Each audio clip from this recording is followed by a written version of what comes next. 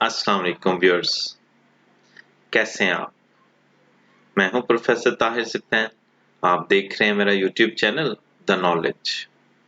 आज की हमारी इस वीडियो का टॉपिक एक कॉम्बिनेशनल सर्किट है जिसे मल्टीप्लेक्सर कहा जाता है।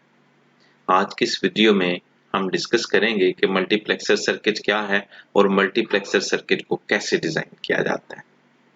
अगर आप इस चैनल पे नए हैं या अभी तक आपने ये चैनल सब्सक्राइब नहीं किया तो चैनल सब्सक्राइब करें और बेल आइकॉन पे क्लिक करें ताकि नई आने वाली वीडियोस और उनके नोटिफिकेशंस आप तक पहुंचते रहें। आइए देखते हैं मल्टीप्लेक्सर सर्किट। मल्टीप्लेक्सर, जिसको कि शॉर्टेड फॉर्म में मक्स भी कहा जाता है, एक ऐसा कॉम्बिनेशनल सर्किट है जिसकी मल्टीपल इनपुट्स होंगी और एक आउटपुट होगी। मल्टीपल इनपुट में से किसी एक इनपुट को सिलेक्ट करके आउटपुट पे राउट किया जाएगा। इट मीन्स कि मल्टीप्लेक्सर सर्किट एक स्विच की तरह से काम करेगा और मल्टीपल इनपुट में से किसी एक इनपुट को सिलेक्ट करने के लिए इस मल्टीप्लेक्सर सर्किट में कुछ सिलेक्ट लाइंस या कि कंट्रोल लाइंस को भी यूज किया जाएगा। जैसे आप इसकी ब्लॉक डायग्राम देख रहे हैं, ब्लॉक डायग्राम में ये मल्टीपल इनपुट्स यूज की जा रही हैं D0 टू D3 और मल्टीप्लेक्सर सर्किट एक स्विच की तरह से काम करेगा और इन मल्टीपल इनपुट में से किसी एक इनपुट को सिलेक्ट करके आउटपुट पे भेजेगा और इस पर्पस के लिए इन सिलेक्ट लाइंस को या कि कंट्रोल लाइंस को यूज किया जाएगा। Two input multiplexer, two channel multiplexer और 2 to 1 मल्टीप्लेक्सर। एक ऐसा मल्टीप्लेक्सर जिसकी दो इनपुट्स होंगी और एक आउटपुट होगी। जब ऐसा मल्टीप्लेक्सर हो जिस मल्टीप्लेक्सर के लिए जस्ट 2 इनपुट्स हो तो 2 इनपुट्स के बिटवीन में सिलेक्शन प्रोसेस परफॉर्म करने के लिए जस्ट 1 सिलेक्ट लाइन रिक्वायर्ड होगी। जैसे कि आप ये ब्लॉक डायग्राम देख रहे हैं टू चैनल मल्टीप्लेक्सर की, जिसकी दो इनपुट्स हैं D0 एंड D1। तो D0 को एंड D1 को आउटपुट पे राउट करने के लिए एक सिलेक्ट लाइन को यूज किया जाएगा।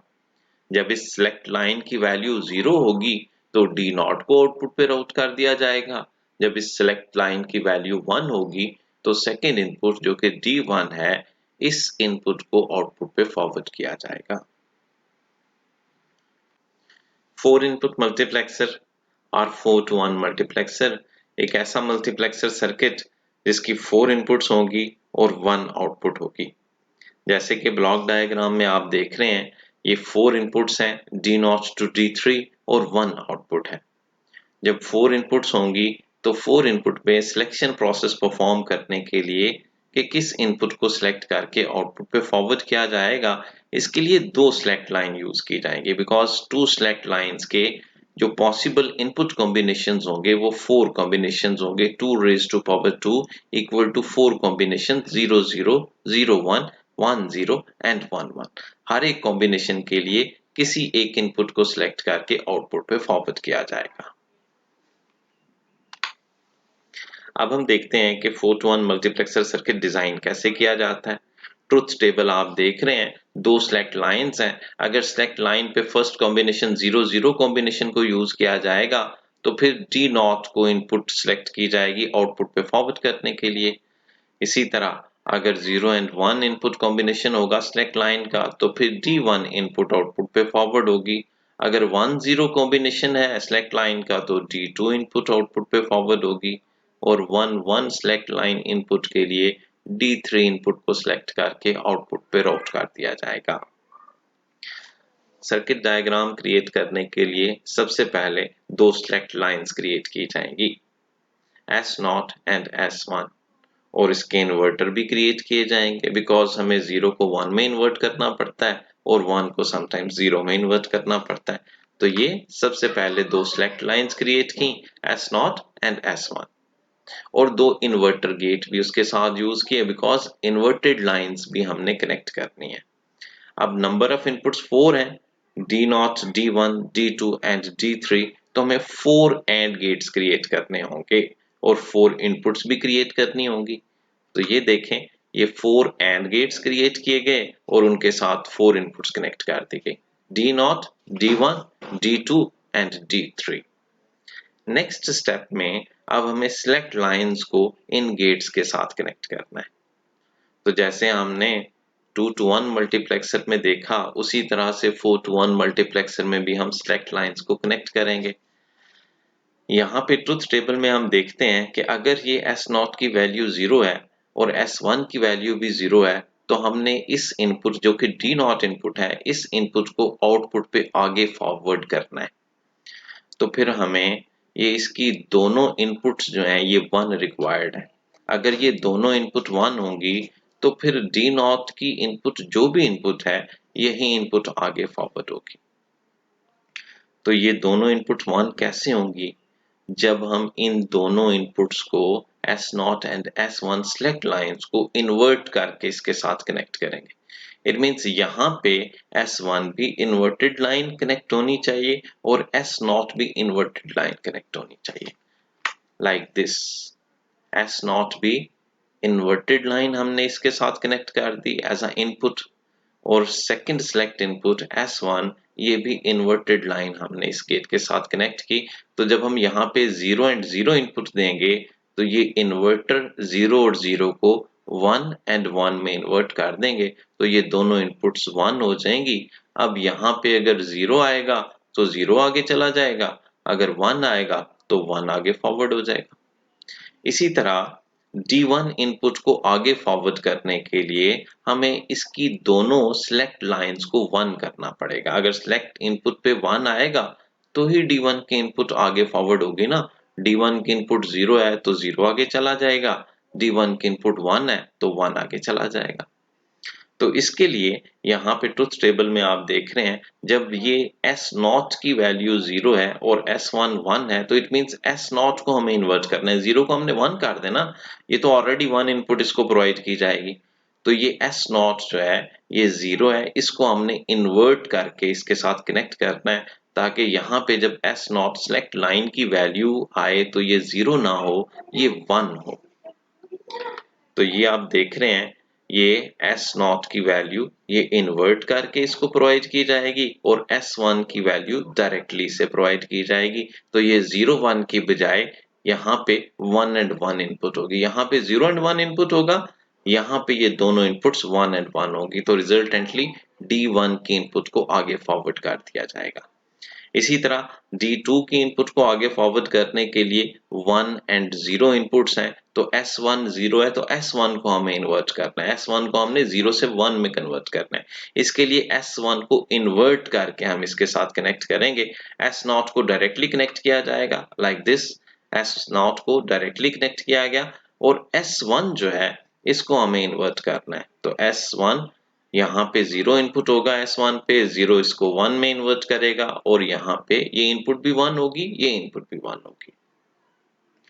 एंड D3 इनपुट के लिए जब हमें D3 इनपुट को आउटपुट पे फॉरवर्ड करना है तो दोनों सिलेक्ट लाइंस की वैल्यू 1 एंड 1 है। जब यहाँ पे 1 एंड 1 अप्लाई किया जाए तो फिर D3 ये इनपुट आगे फॉरवर्ड होनी चाहिए। इसके लिए हमें ये दोनों इनपुट्स जो हैं ये 1 रिक्वायर्ड हैं, तो ये डायरेक्टली कनेक्ट की जाएंगी विदाउट इन्वर्टर गेट के साथ। तो ये आपने देखा, S0 विदाउट इन्वर्ट इसके साथ कनेक्ट की जा रही है, S1 भी विदाउट इन्वर्ट कनेक्ट की जा रही है।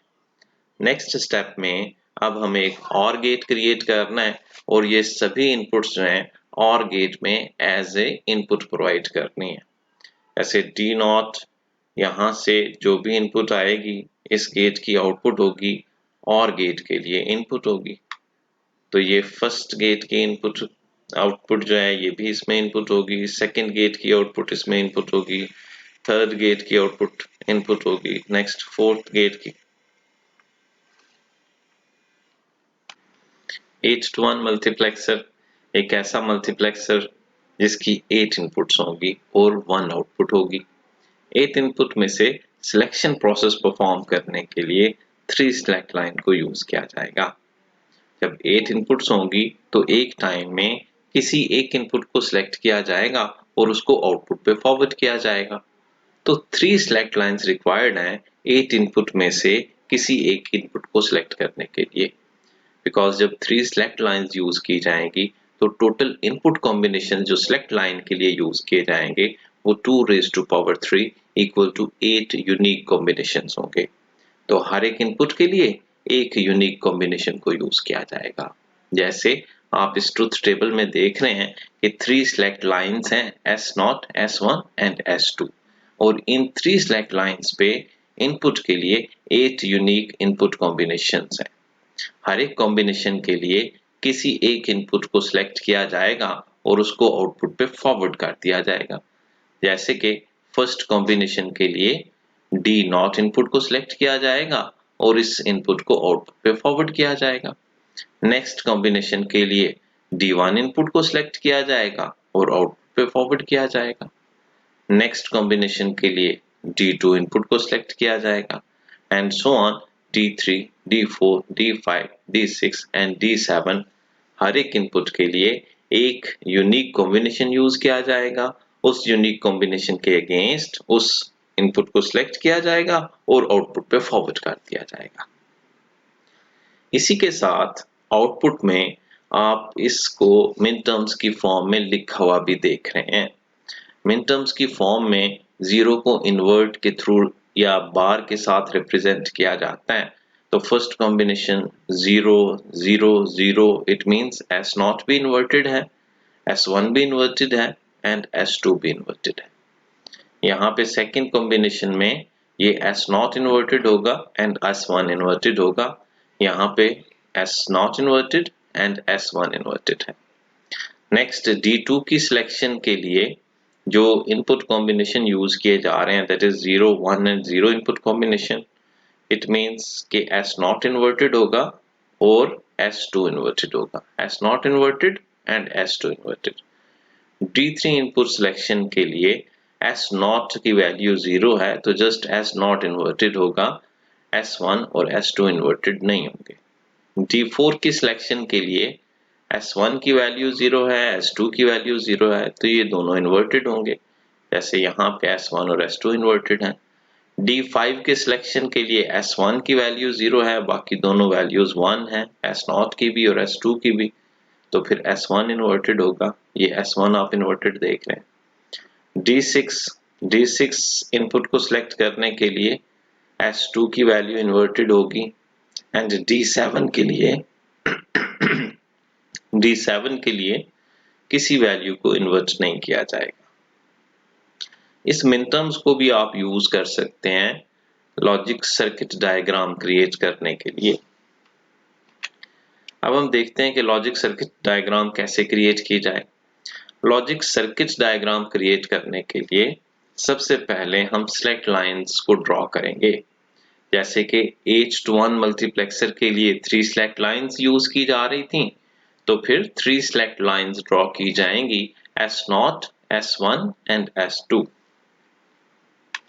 और हर एक सिलेक्ट लाइन के साथ उसकी इन्वर्टर लाइन भी ड्रॉ की जाएगी बिकॉज हमें इन्वर्ट करना पड़ता है वैल्यू को, 0 को 1 में इन्वर्ट करना पड़ेगा, 1 को 0 में इन्वर्ट करना पड़ेगा। तो जब हम इन्वर्टेड लाइंस ड्रॉ कर लेंगे तो इन्वर्टेड लाइंस ड्रॉ करने के बाद हमें इनपुट लाइंस ड्रॉ करनी है और उसके साथ 8 एंड गेट्स यूज करने हैं। 8 इनपुट्स हैं, 8 इनपुट लाइंस होंगी और 8 एंड गेट्स यूज किए जाएंगे। जैसे ये 8 एंड गेट्स हमने ड्रॉ किए और हर एक गेट के साथ एक इनपुट को यूज किया, D0 to D7 8 input lines create की और हर एक इनपुट एक एंड गेट को प्रोवाइड की। नेक्स्ट प्रोसेस या नेक्स्ट स्टेप ये है कि अब हमने सिलेक्शन लाइंस को इन गेट के साथ कनेक्ट करना है। हर एक गेट के साथ ये तीनों सिलेक्शन लाइंस कनेक्ट की जाएंगी। S0 को कनेक्ट किया जाएगा, S1 को कनेक्ट किया जाएगा एंड S2 को भी कनेक्ट किया जाएगा।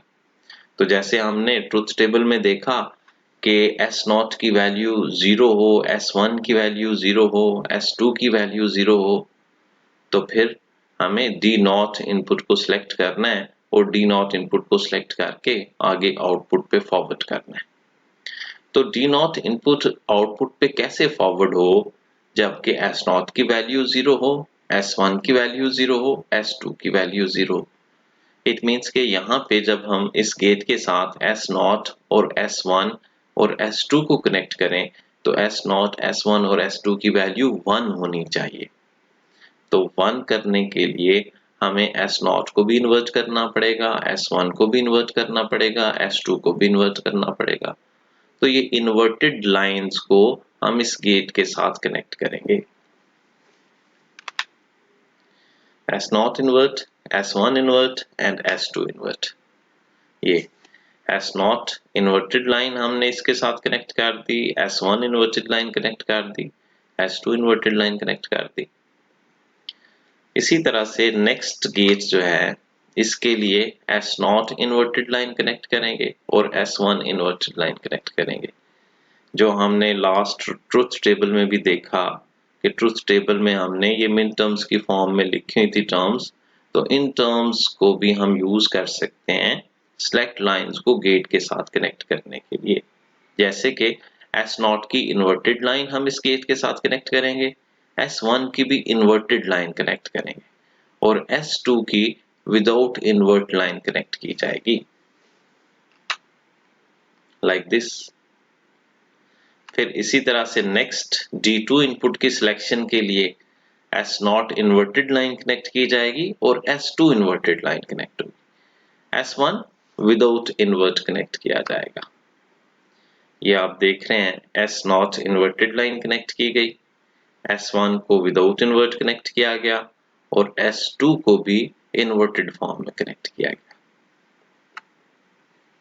D3 इनपुट के लिए जस्ट S0 को इन्वर्ट करके हमने कनेक्ट करना है। ये S0 इन्वर्टेड और S1 without invert and S2 without invert connect की गई। नेक्स्ट S1 और S2 को इन्वर्ट किया जाएगा। नेक्स्ट जस्ट S1 को इन्वर्ट करके कनेक्ट किया जाएगा, बाकी लाइंस विदाउट इन्वर्टेड होंगी। और नेक्स्ट D6 की सिलेक्शन के लिए S2 को इन्वर्ट करना पड़ेगा, बिकॉज जो वैल्यू 0 होगी उस वैल्यू को हमने इन्वर्ट करना है कि उसे 1 में कन्वर्ट किया जा सके। और लास्ट पे किसी भी वैल्यू को इन्वर्ट किए बगैर S0 and S1 and S2, तो विदाउट एनी इन्वर्ट डायरेक्टली ये लाइंस S0 की, S1 की और S2 की कनेक्ट की गई।